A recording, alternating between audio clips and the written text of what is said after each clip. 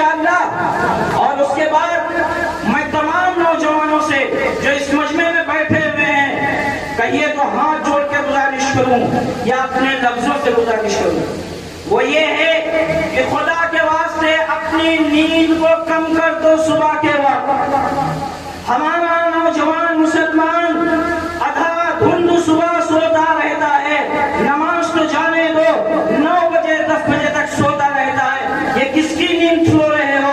یہ طارق بن زیاد کی نہیں ہے، خالد بن ولید کی نہیں ہے، صلاح الدین ایوبی کی نہیں ہے، نور الدین زنگی کی نہیں ہے، بہادر مسلمان سپاہیوں کی نیند نہیں ہے۔ اللہ کے سپاہی روزانہ دن میں اپنا کام کرتے تھے اور رات میں مصلی پہ کھڑے ہوتے تھے، اللہ سے مانگتے تھے، اللہ ان کی جو ہے ضروریات کا غیب سے تکفل فرما دیتا تھا۔